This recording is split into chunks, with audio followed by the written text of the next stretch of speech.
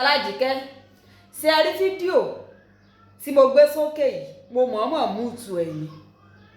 torí wípé kí ni mo fẹ́ kémi àti ká bára wa ṣe tó ń jó tọ̀rọ̀ láàárọ̀ yìí. Ṣé ẹ rí màá tó dúró tó gba pure water ń ó ti kú òǹlé for the past 10 years ọdún 10 tó ti kú òǹlé.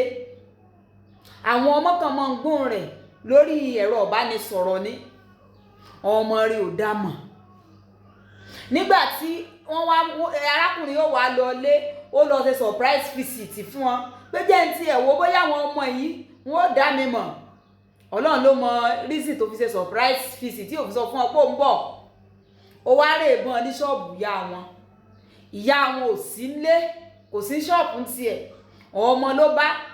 ó wá ní I want to buy pure water ọmọ fún pure water ó ṣàwọn wò pé do you know me, can you recognize me? Ọmọ ń tẹ́wọ́ pẹ́bẹ́ wọ́n ń tẹ́wọ́ pẹ́bẹ́ wọn ò dá bàbá wọn mọ̀ bàbá tó bí ọlọ́mọ wọn ò dá mọ̀ wọ́n fún bàbá wọn pure water ó tún jókòó ó mu pure water ń bẹ̀ bóyá ti ẹ̀rọ ọmọ embrace ẹ̀ wípé this is our daddy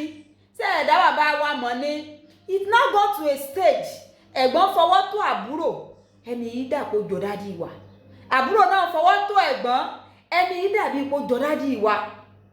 máa yẹn wá dorí kodò. I'm very sure wípé omi gbígbóná yóò jáde lójú rẹ̀ ìsí ajé sọmọnù bí òkò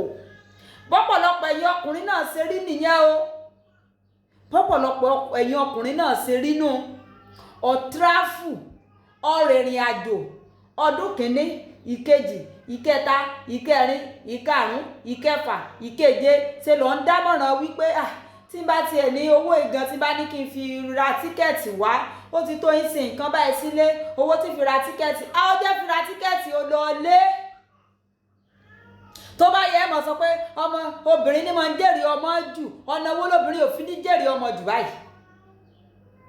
After all tá a bá sọ̀rọ̀ ní ìsìn ọkùnrin kan ní ṣe bí ó lọ wá sí ẹ náà ni ebó wa tí wọ́n jẹ àti mu ohun náà ni àti jẹ àti mu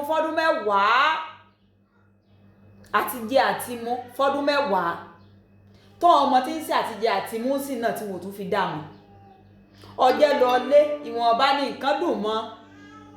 mọ́ lérò wípé owó tí màá fi ra tíkẹ́ẹ̀tì tí má sẹ́ǹdì ẹ̀ fún yín ẹ̀ tún fi ra nǹkan báyìí ẹ̀ tún fi ṣe díẹ̀ nu sáìtì ojú rí ò ta mí sórí àwọn ẹbọ kéékèèké yìí wọ́n máa ń gba láìkú là owó tíkẹ́ẹ̀tì tó lè ná ní ìsìn láti lọ fi wà àwọn ọmọ rẹ̀ ńlé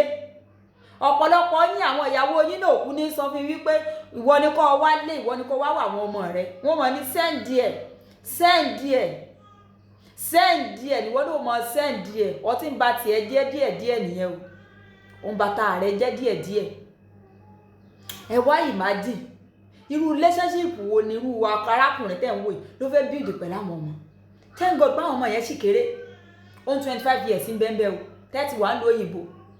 tẹ́ ẹ̀ ní yọjú sílé àtìyàwó àtàwọn ọmọ ń bọ̀ bá dé lẹ́wàá gbé Kùránì lẹ́gbẹ̀ẹ́ Bíbélì ní ẹ lọ́wọ́ yá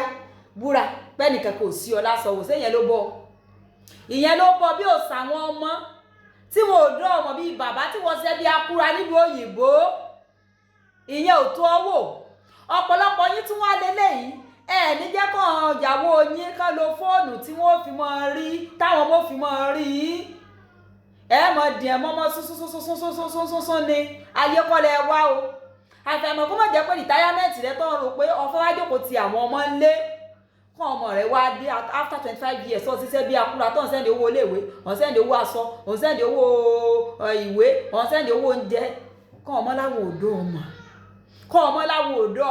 kọ́ ọmọ gbọ́dọ̀ lọ fíṣítì ọmọ ní skul